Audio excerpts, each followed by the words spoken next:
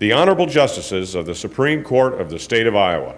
Hear ye, hear ye. The Honorable Supreme Court of the State of Iowa is now in session. Thank you. Please be seated.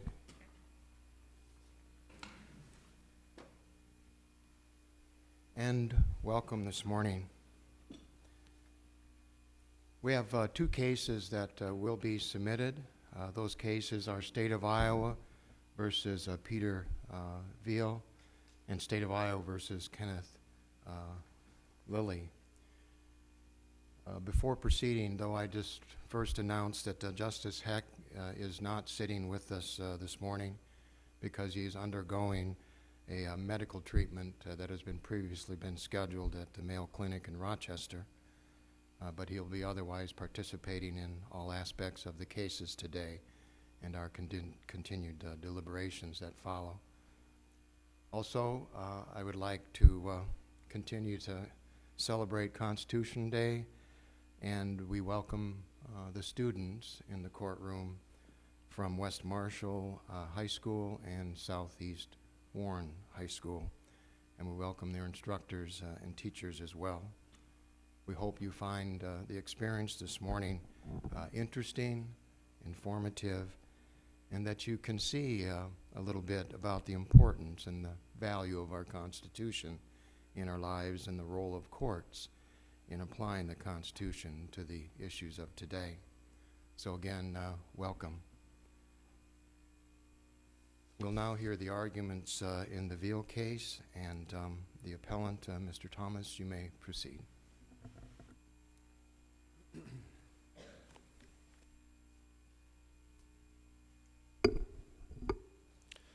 Thank you, Chief Justice. May it please the court, counsel. First, regarding the fair cross-section issue, I'd like to make some argument in support of clarification of what is at base the Duren test.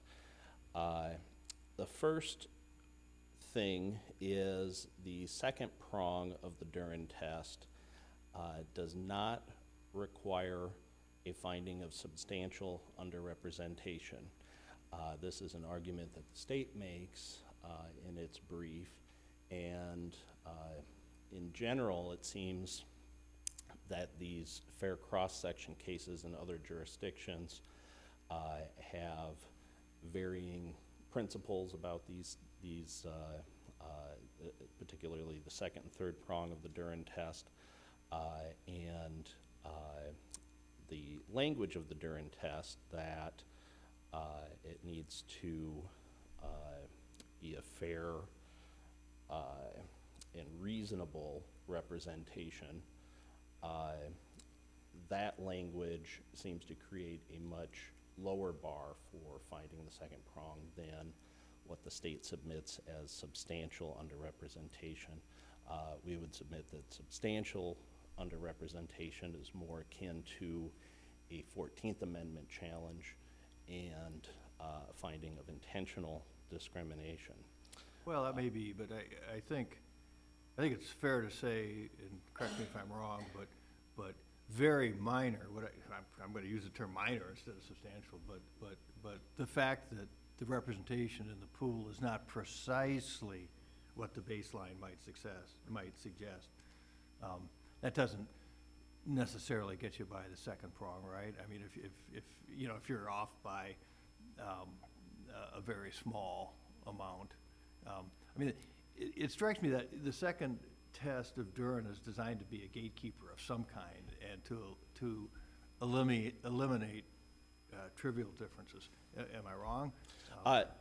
Thank you, Your Honor. No, and we would submit that, and I guess the way that I've been thinking about it in reviewing the material is that the second prong, there has to be some wiggle room because we're dealing with imprecise numbers when we're calculating the population in the community of the distinct group. How about the concept of statistically significant? Isn't that really what we're looking for? Something that's statistically significant, kind of as we would if in an employment discrimination case or in other contexts.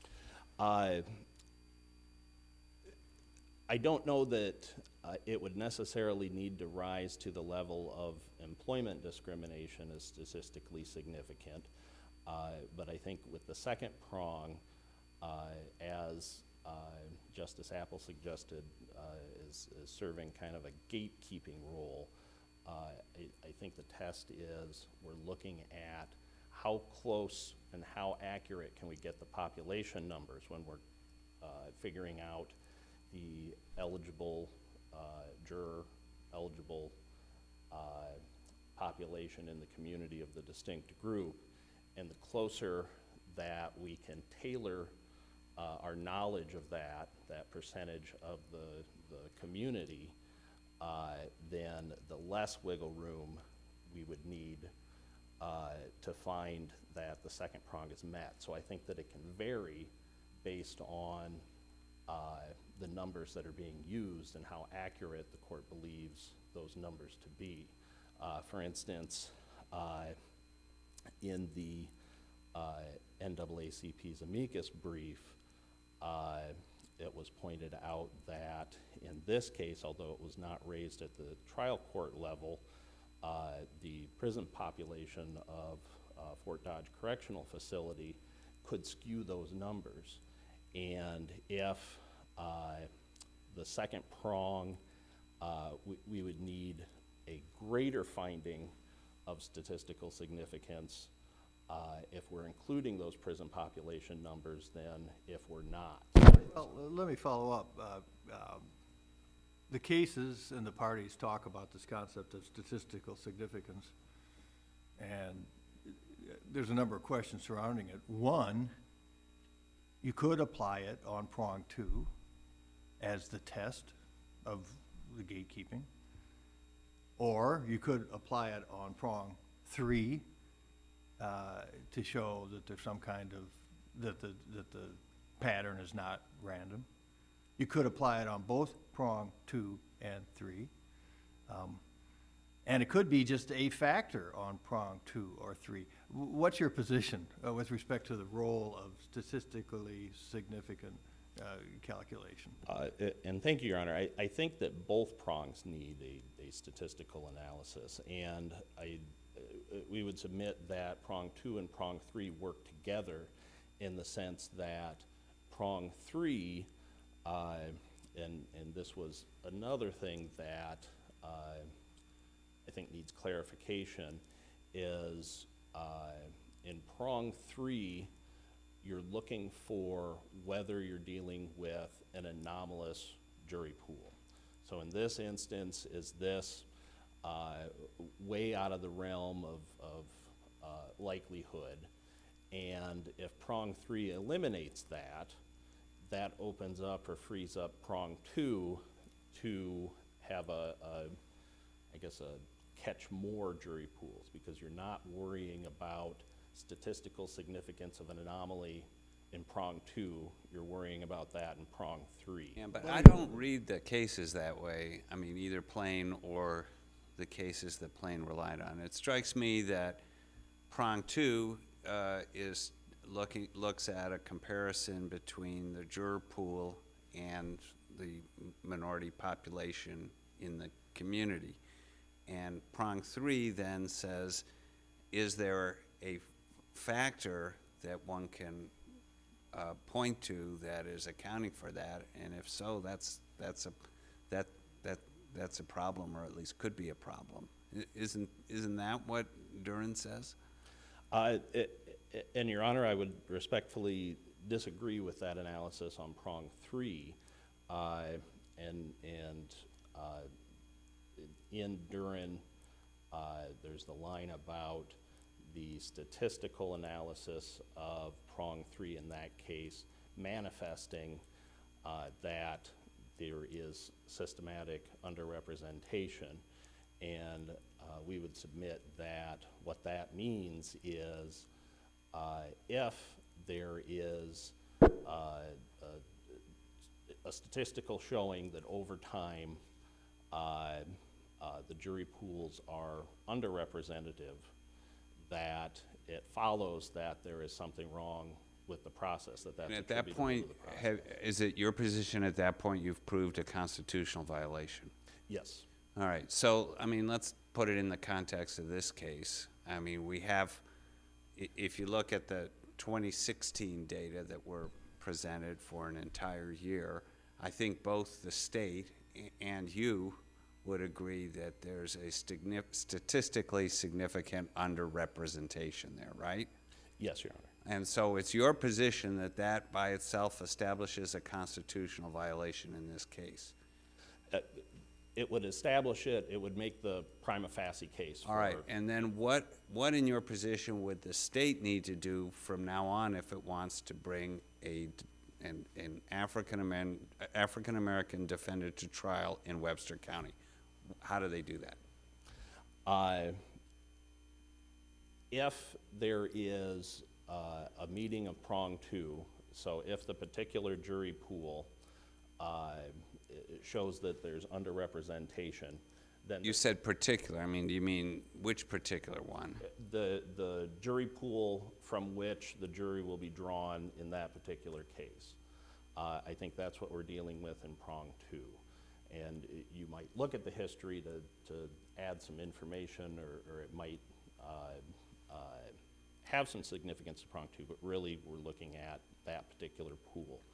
So if in Webster County, prong three has been established, the first thing that the state can do to bring a trial would be if the particular pool is underrepresentative, they have to draw a new pool until they get something that's representative.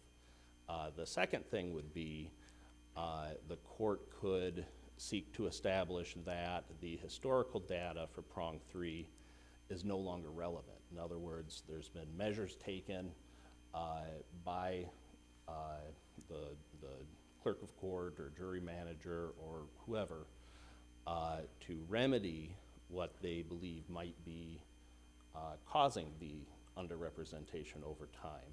And so it would be possible for the state to say, well, we were using this other process, we think that we've corrected these issues, so we don't think that the court should follow the historical data the same way that they would if we hadn't taken any corrective measures. And then it would be up to the trial court to decide.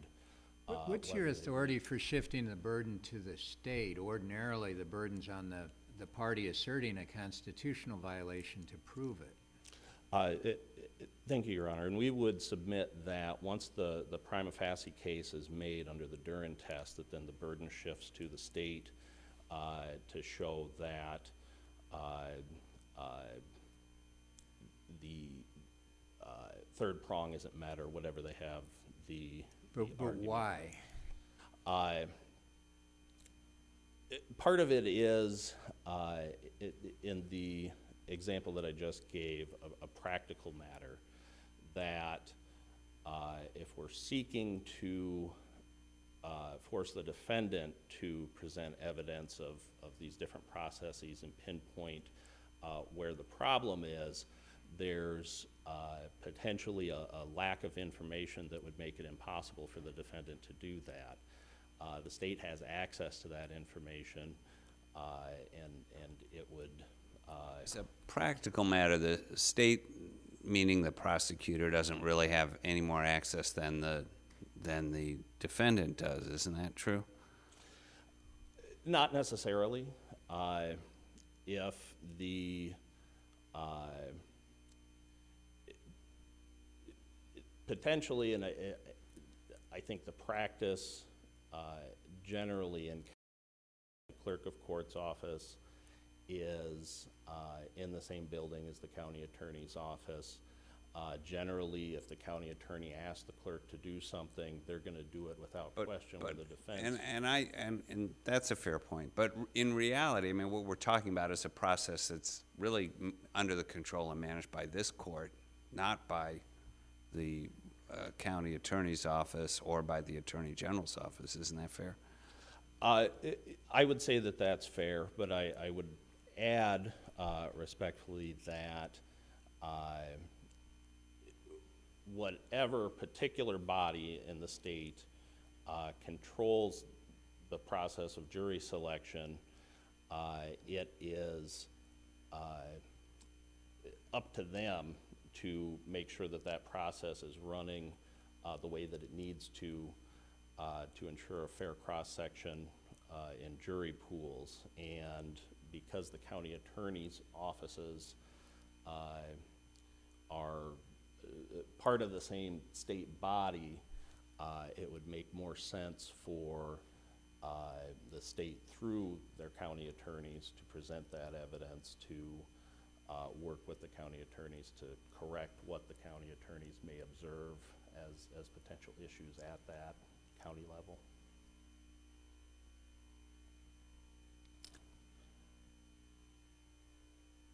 Do you agree that prison population should be excluded from calculating the percentages?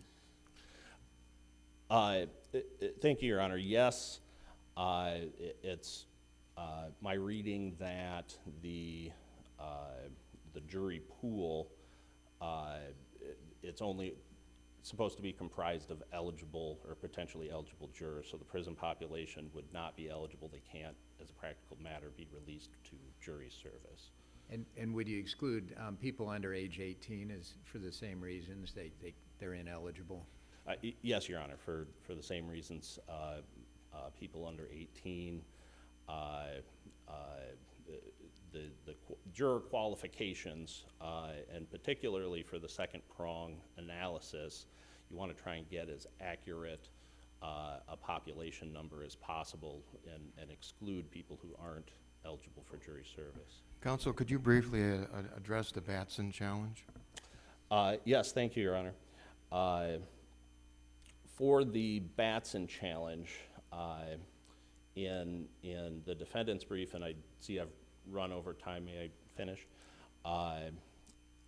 In our brief, we're advocating for a higher standard or I guess giving the trial court judge the directive to be more exacting when a county attorney or prosecutor uses a discretionary strike on a last African-American potential juror in this case, or whatever the distinct population would be. And the reason for that is Batson is toothless if we have a low enough standard that the county attorney can have a list of reasons at his or her side to submit to the court that would be applicable in most cases to strike that last potential juror. The court needs to be exacting in figuring out whether there is some sort of implicit bias or that there's alternative motive than the given reason. In particular, in this case, the court listened to testimony from the last potential African-American juror when she was questioned about potential implicit bias. And the court, it appears, essentially weighed her testimony against the county attorney's given reasons and sided with the county attorney. We're asking that in a situation like this, that the court be required to give more weight to the potential juror's testimony and not necessarily just accept at face value what the county attorney's argument is. And there can be different situations or different reasons, but in this case and I guess across the board, we would ask for a higher standard. I would also note that the NAACP amicus brief asserts that there should be a Sixth Amendment or ability to challenge at the petite jury stage strikes based on a Sixth Amendment challenge. And the Supreme Court found in Holland that the Sixth Amendment does not extend that far, I believe in a 5-4 decision. And I think the NAACP's request that this body analyze that under an Iowa constitutional theory, and potentially, if they disagree with the Holland reasoning, find that there's a Iowa constitutional fair cross-section challenge that can extend to the petite jury level. I think that that's also an argument that should be considered and makes sense. All right, thank you, Mr. Thomas. Thank you. Mr. Sloven, you may present your argument. Thank you, Mr. Chief Justice, and may it please the court. Counsel, good morning. My name is Louis Sloven. I represent the state. It's a privilege to be here. I want to start with substantial underrepresentation versus fair and reasonable representation.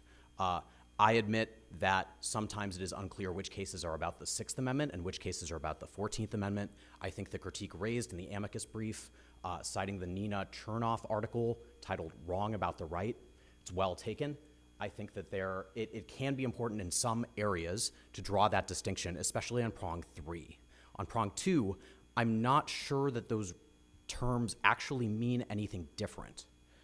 Regardless, I would urge this court that everything we're saying about prong 2, I think applies equally well whether you talk about it under the framework of substantial underrepresentation or a right to fair and reasonable representation on the jury pool. I also want to clarify that, Justice Mansfield, you asked, how can the state bring an African-American defendant to trial in this district? The Duren right can be asserted by anybody to challenge the exclusion of any distinct group. It's not exclusive to people challenging the exclusion of a distinct group that they belong to. The petitioner in Duren was a man who was challenging the exclusion of women from his jury pool and jury panel. So when we talk about this, it's not just a tool to enforce a right to representation of your particular group on the panel. This is something that anybody can invoke to challenge any jury panel in any criminal trial. That's a good point. But let me ask you this.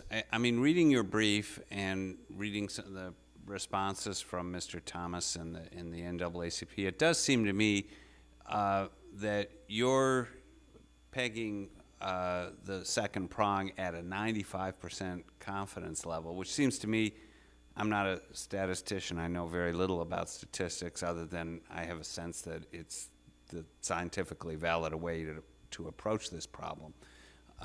Other than that, that strikes me as a high number, a 95% confidence level. Why do we need a 95% confidence level that there is underrepresentation? Why shouldn't we settle on something lower? So really it's a judgment call. I would say that it's one-tailed 95%. If you were doing a two-tailed test in the social science, it would be, you would call this a 10% threshold.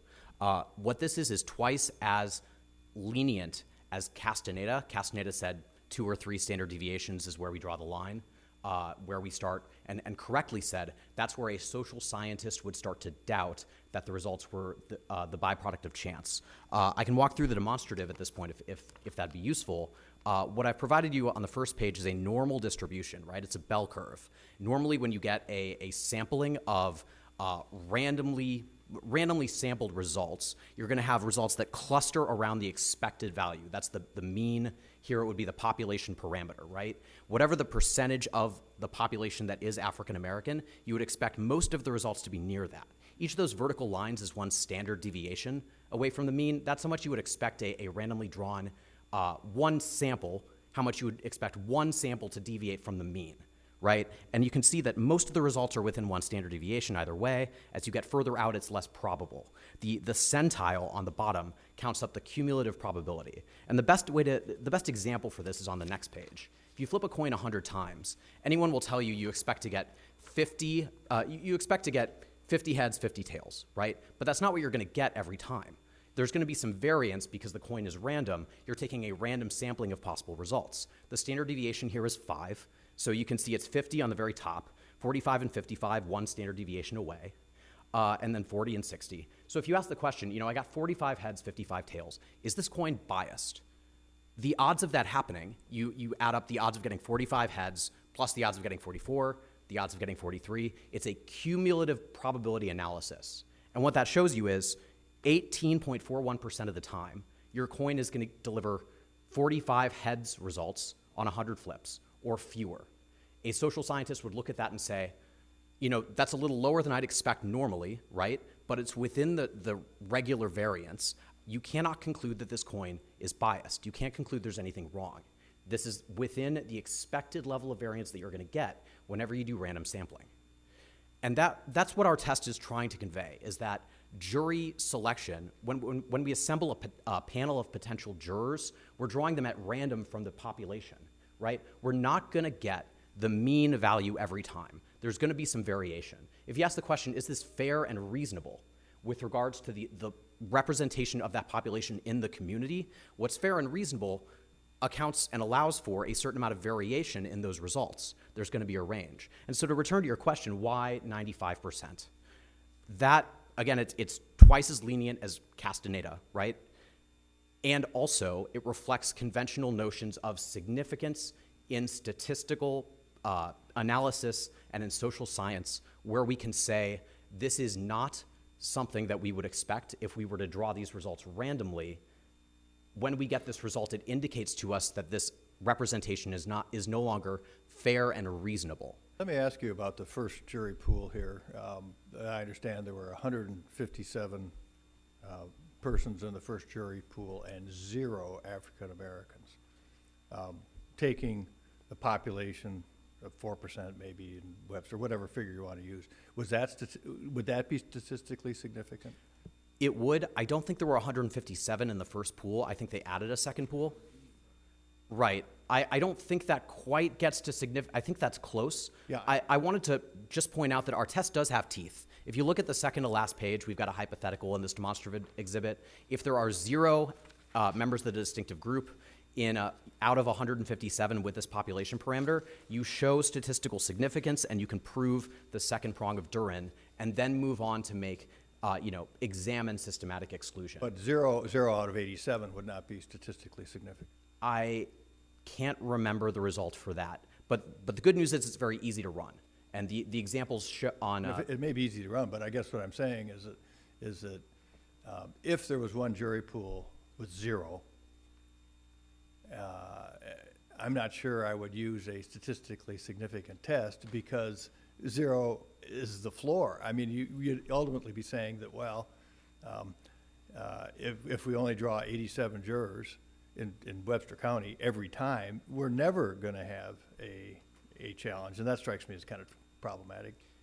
So I think that this at least is close to statistical significance, but I don't want to dodge the question because you're correct that at a certain level, right, when the distinctive group population is sufficiently low, there is no way to prove this with a jury panel of reasonable size. That is part of that's natural. That's going to happen. Quite frankly, I'm not sure that every test doesn't have a problem. It's in some parameter. You've suggested an absolute disparity test, and it seems to me in some context, particularly when there's lower percentage of population, that gets problematic. The comparative test doesn't work for 0.1 very well, I don't imagine, and maybe not for 50% and above. So I'm trying to determine what is the appropriate approach to really prong 2, I think is where we're kind of focusing a little bit. And it seems to me the answer might be it depends on kind of the structure of our problem. If we have 57 jurors and 0 African Americans, I'm not so sure we should apply the statistically significant test on that prong. The good thing about numbers is that they're impartial.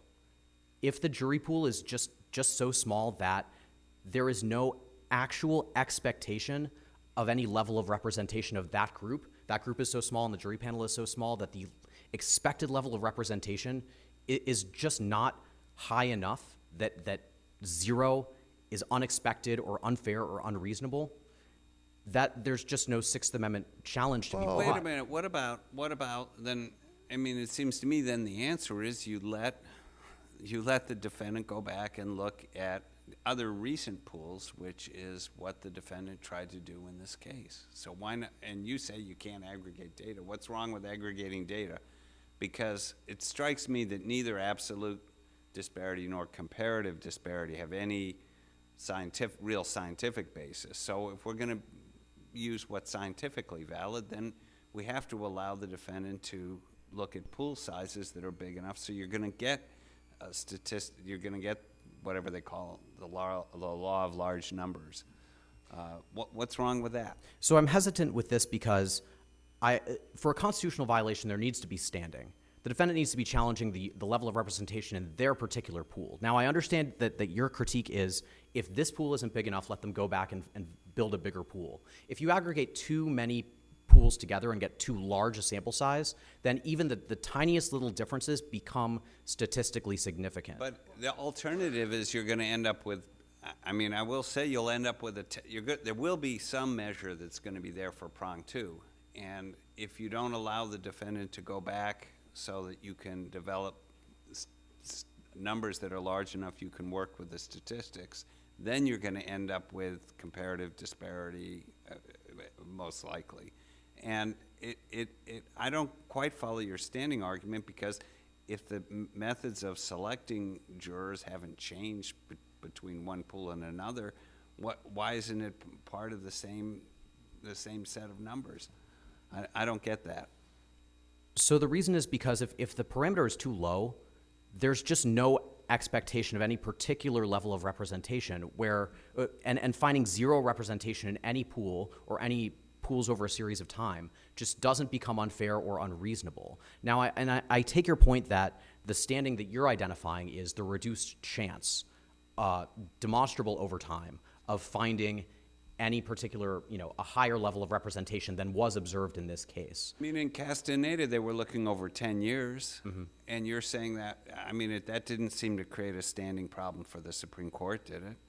No, it didn't. I would say that the biggest problem with that is what we call p-hacking in the brief, where when you aggregate the data, get too much data together, differences that you couldn't accurately characterize as unfair or unreasonable become statistically significant. This tool is particularly useful in looking at one jury pool or the amount of jury pools or panels brought in on the same day to say, is what's happening here, does that show an injury, an unfair or unreasonable level of representation? Now, I'd say the best remedy for the defendant who thinks they may be on the cusp of significance with an effect on the cusp of meeting the test is to do exactly what was done here, is just to call in another panel. Amp up the size by one panel, maybe two. It's a race-neutral measure that can potentially increase diversity, and then you don't have the same gravity of the p-hacking problem that you get if you look at 10 years of data. In this case, as I understand it, an additional pool was called in not to replace the other pool, but to supplement it. What would the state's position be on dismissing a pool and then calling a pool? Kind of what Mr. Thomas was talking about. A remedy where if you draw a pool, it has an insufficient number of minority jurors, you just dismiss that pool, you find another pool. What do you think of that?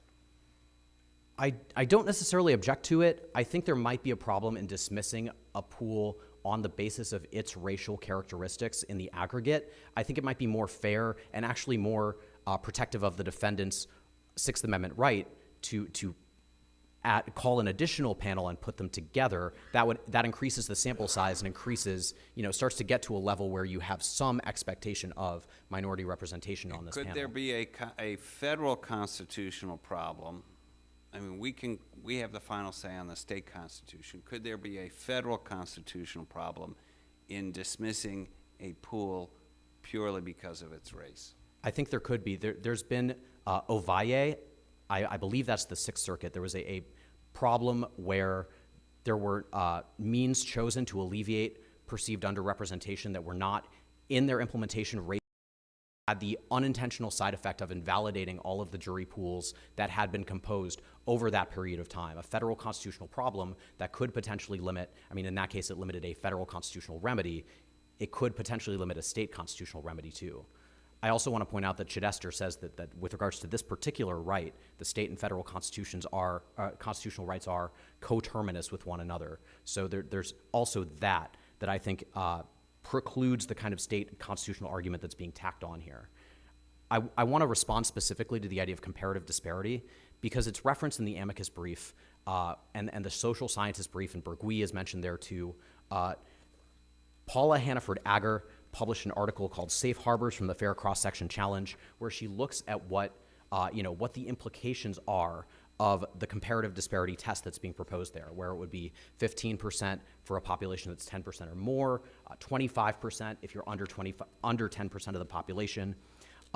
In order to find any level of statistical significance, to find a real effect, the level of jury pool required, you would need 900 people in your jury pool for a 5% of the population parameter. This is in the Safe Harbors article at page 20. And that's just one example. All these numbers are astronomically high beyond what we've ever been able to do in Iowa for our jury pools, to be able to find an effect that actually has some sort of meaning that satisfies that threshold. And I won't quote from it because I'm sure the court will read it, but just to bring it home for what it would mean in this case, if you have a 4% population parameter and you summon 100 potential jurors, that comparative disparity test, meaning you only have 3 members of that distinctive group show up out of 100 in a 4% district, that's going to happen 42% of the time. You're going to be finding substantial underrepresentation in 42% of your jury panels. And that's just, I mean, if the question is this a fair and reasonable level of representation? Comparative disparity just doesn't help you answer that question. Well, at that level it doesn't, but what if you you don't use 25%, but you use 40% or 50%? I mean, isn't there some, I mean, I understand you're saying 42% wouldn't comply, but Sure. I mean, Well, let's take 50%, right? If you have 2% of the county that's African American and 100 potential jurors. Keep it at 4%. Can you do that for me? Or? I actually can't because I didn't do those fine. numbers Okay, ahead so of do time and I 2%. don't have an iPad. Yeah. But I will tell you that if it's 50% at 2%, you're going to satisfy that comparative disparity threshold 27% of the time. And that's just not what prong 2 of Duren is supposed to measure. If what can happen in that jury panel is happening naturally or would happen in the absence of any problem creating underrepresentation, would happen a substantial amount of the time in the absence of any real violation, you're not really applying prong 2 of Duren anymore. And I do want to point out that even under the state's test, you're going to satisfy prong 2 of Duren 5% of the time. That's what the error rate means, is that it doesn't mean when you find 5% or less CBP, it doesn't mean that this will never happen. It means this will happen only 5% of the time or less randomly. You're still going to satisfy it. You're still going to look into systematic exclusion in those cases. And if, as the reply brief says, if we're wrong about the population parameter, if the real population parameter is lower, as the amicus brief points out, which we overlooked, we didn't really think about this idea, that the prison population counts in the census but isn't part of the eligible jury pool, then your entire curve shifts over and more of your observed results are satisfying the state's test. So you're finding what looks like more substantial, more unfair or unreasonable underrepresentation, but then you look at systematic exclusion. And the burden isn't just to show underrepresentation over time. The burden is to show some factor that's inherent to the jury selection process that's being used that causes the underrepresentation. And that burden wasn't carried in this case. What was done is I take the 2016 statistics and I acknowledge that the number that it produces is very low. This usually happens when you aggregate a large data sample together. You kind of find artificial statistical significance even when it's not troubling, there. Right? Yeah, I'd agree that even absent those critiques, it is troubling. It's less than you would expect. I think the prison parameter point kind of alleviates some of that concern and explains some of it. Even with that factored in, this is still lower representation than we would expect to see. There are a lot of different possible explanations for this. Some of them are demographic. It's been pointed out that certain populations are disproportionately poor, which means they change address disproportionately often, and so sometimes they have disproportionately high undeliverable rates in some cases. Other times, even when and this is pointed out in the Data, Race, and the Courts article that was in the Notice of Additional Authorities in the other case, even when we can confirm that the summons are being, and the questionnaires are being delivered, you see disproportionately high non-response rates. And the reason for that is really anybody's guess. I think that there's some evidence out there that there's disproportionately high refusal to indicate race on the part of certain populations. This is mentioned at pages, I believe, 949 and 950 of that same article, and also mentioned in the Hannaford-Agar article, or no, I'm sorry, it's mentioned just in the Data Race in the Courts article. The Hannaford-Agar article, I think, puts it very succinctly at the very end, that in contemporary jury operations, the most significant causes of demographic underrepresentation are those that have been traditionally attributed to non-systematic exclusion, such as undeliverable, non-response, and excusal rates. Well, is that what our justice system should be focusing on then? Is building a better system to account for a broader diversity? Absolutely, Your Honor. Building a better system should be one of our focuses going forward. I read the final task force report. I want to contrast that with what's said in the amicus brief. The amicus brief implies, and I see I'm about to run out of time. Thank you. The amicus brief implies that we already know everything that we need to do to be able to solve this problem.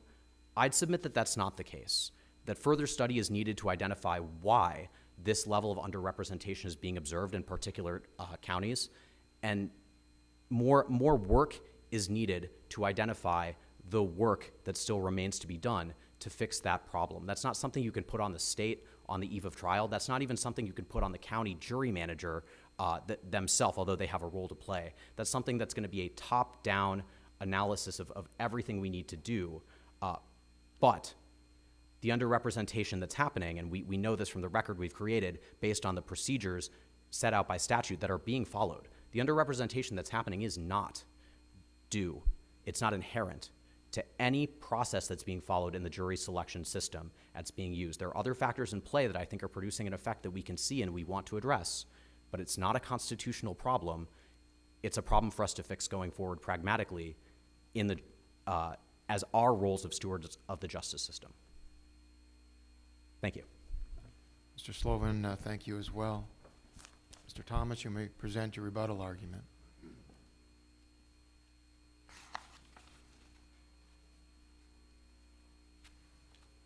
Thank you, Your Honor. May it please the court and counsel.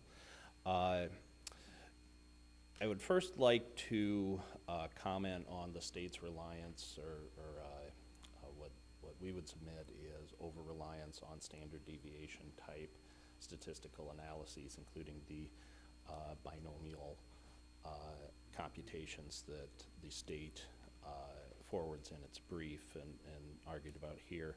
And there's a major problem in that those types of analyses make two assumptions that aren't always the case, which is the first being the assumption of a normal distribution where you're talking about random chance, like flip a coin, something like that. Here we have people implementing this system, and you have procedures that the jury manager is choosing over other procedures, and I don't think that you can assume a normal distribution.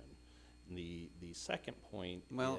I've heard that statement made. In fact, I think we quoted somebody else in plain for making that statement, but I don't really follow it, because isn't the point of the standard deviation, or this test that statisticians normally use, to compare the real world to a hypothetical random world, and then see are we deviating from that situation, and if so, if we're deviating in a statistically significant way, then there's a problem.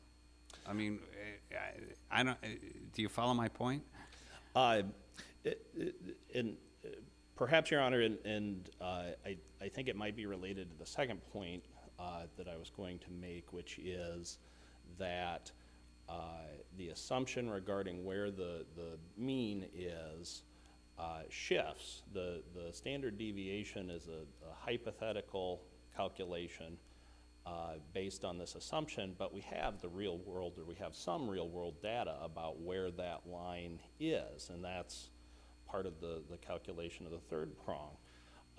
So the standard deviation method can have some benefit to courts in looking at a comparison of what the real world numbers are and what this hypothetical is, but the state seems to want to go beyond that and use the standard deviation in the second prong without reference to what the historical data is, and they argue against aggregating data, where why would you use that standard deviation with that assumption of the mean equaling the I population? agree. when- If you're going to use statistics, you have to be able to aggregate the data. But let me ask you a question. I know you weren't the trial lawyer, but the trial lawyer the two lawyers did a very good job of putting together data for 2016. Trial was held in July 2017. Are there any data that you know about pools for the first part of 2017 between the end of 2016 and the beginning of the trial? Do you know anything about that? I don't, and I'm not sure why those pools weren't also part of their presentation. My assumption is that it might just have to do with bookkeeping by the clerk of court.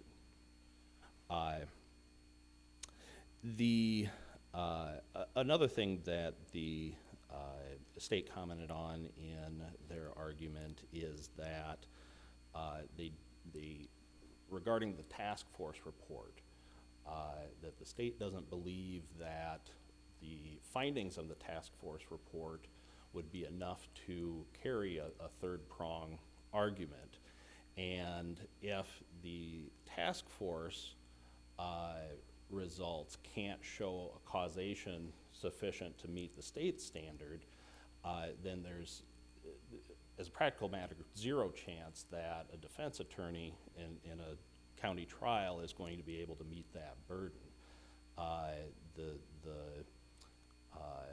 problem here, or one of the problems, is you have this process and you can't necessarily pinpoint, even after extensive study, where there's a problem. And actually, And I agree with that. I mean, it does. I mean, one of the theories, as we heard, is that it has to do with maybe to some extent demographics.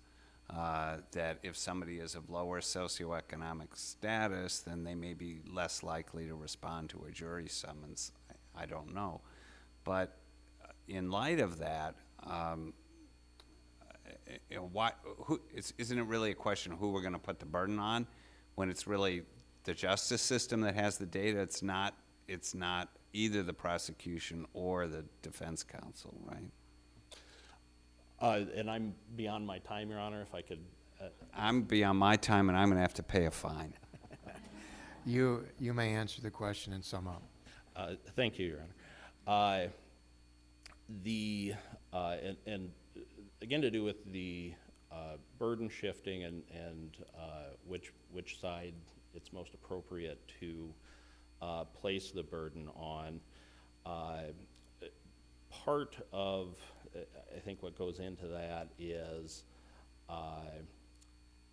if we are dealing with something that might be unknowable, and even in Duren, there were, I think, 3 levels where the court found, well, this could be the problem, that there's an option to exempt out in the first mailing notice.